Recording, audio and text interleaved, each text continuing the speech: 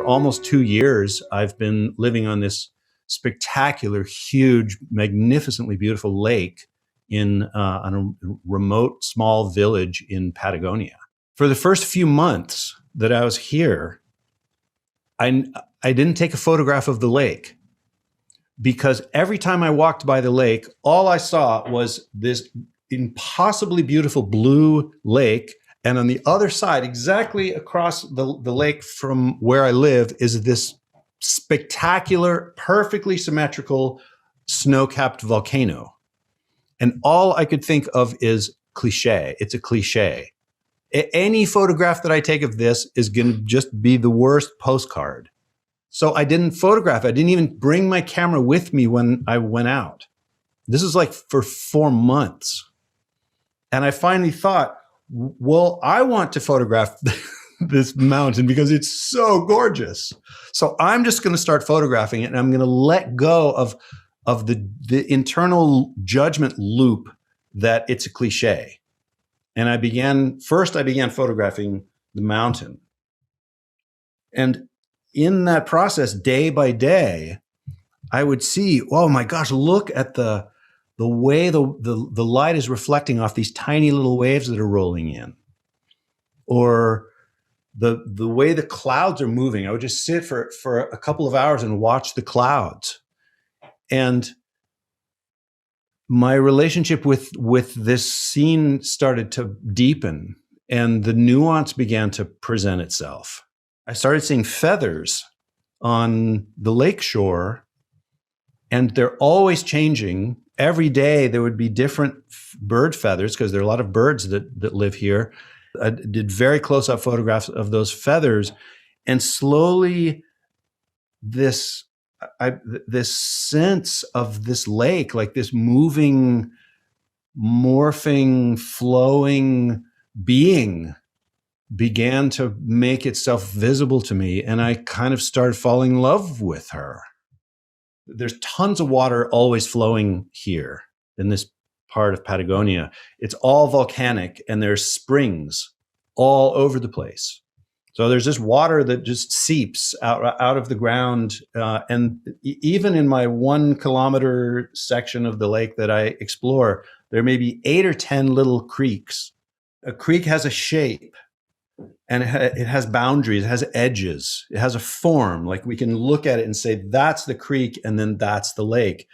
And just exactly at the interface of the creek and the lake, when the creek arrives at the lake, it lets go of its form. And for me, it's like it's a metaphor for death, or it's a metaphor for spiritual awakening. It's like letting go into a kind of infinite, open, empty space.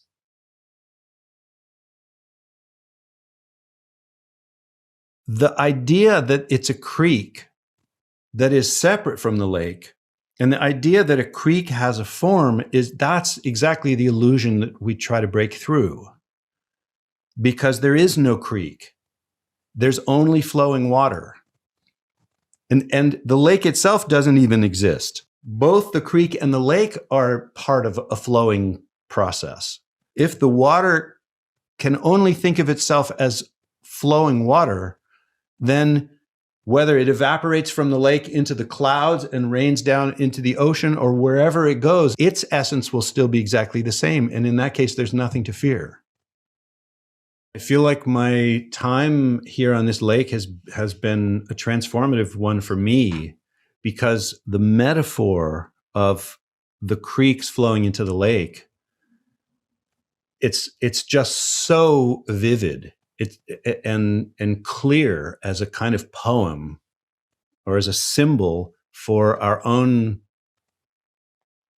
emotional, spiritual process. And it's changed the way I see. It's changed my photography, I think, in a really deep way. My work was really dark, and I was looking in a harshly critical way. I was looking in an angry way that was full of pain and full of rage at the mistakes that I see us making in the human world. with the desire to face them so that we can change. I've connected with the beauty of this place and found a kind of beauty that is deeper than anything I've ever experienced previously. And inside all of it is this stillness. And that to me has really become the essence of my experience here. And I found that through these long exposures that I'm making.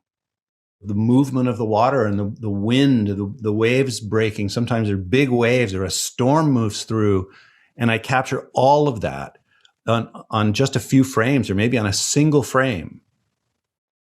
Underneath all of that movement, underneath the kind of wild dance of this lake, there's this deep, pervading, timeless stillness that is another incredibly powerful metaphor. And that sense is enhanced by the mountain that's on the other side of the lake. That's exactly the other side is this unmoving Buddha figure that sits there in meditation. And while the lake is moving and flowing and changing all the time, the mountain it doesn't move. It changes a little bit on the surface. When it snows, you can see new snow, but otherwise it's this exact metaphor for that silence or that stillness or that kind of container of empty space that is the thing that contains everything.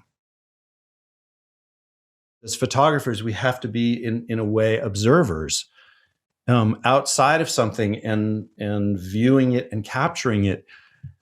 And at the same time,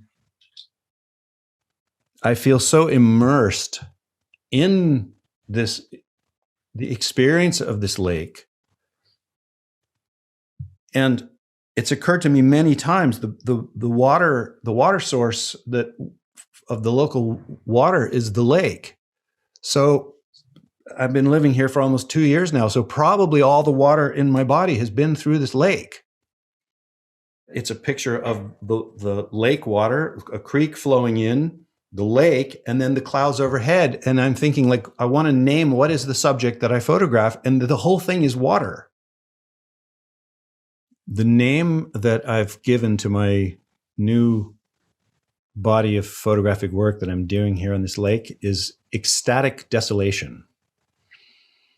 And the intention of that title is it's to raise a question that I've had in my mind for a really long time now. And that is, what is the most terrifying experience? Of course, the biggest fear is death. Like that, for years and years and years, I thought that's the biggest fear.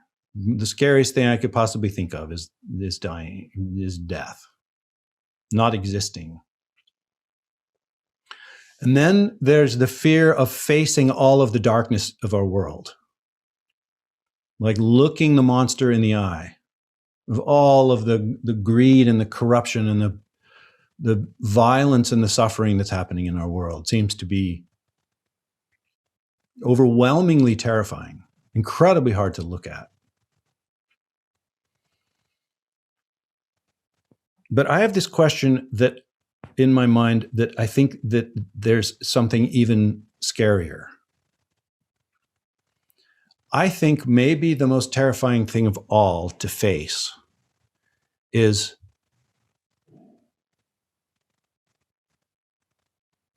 the aloneness, the fundamental aloneness that each of us, that is our basic experience. We're each on a really, really deep and basic level, we're alone. Even if we're in a giant crowd of people, we're still alone. And we have thoughts at this incredible rate, thousands of thoughts per minute for our whole life long. And we can only communicate the tiniest percentage of that with anybody. And then we don't even know if they understood what we meant. Like there's so little we can actually share with others. If we can summon the courage to face that aloneness and accept it,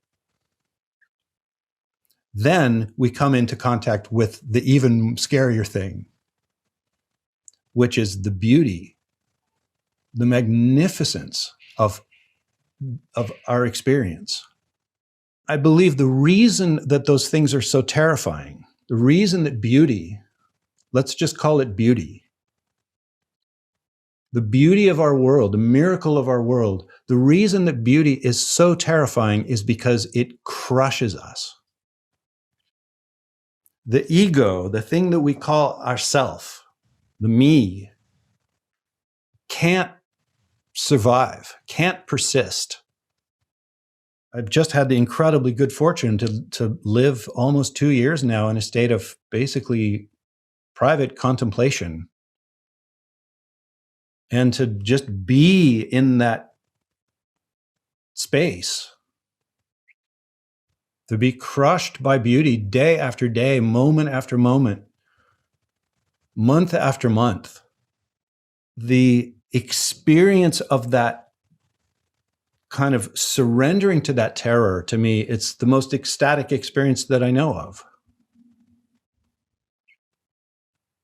And so that's what I mean by ecstatic desolation. It's like when we can hit the pause button on the mad rush that we're all doing, that like stop all of that surface noise and get back to our kind of basic state of being. Let the mind find the expansive luminosity that is our true nature, and open to the the absolute wonderment that is what we're made of, to become the love that we're all made of. Then we're home.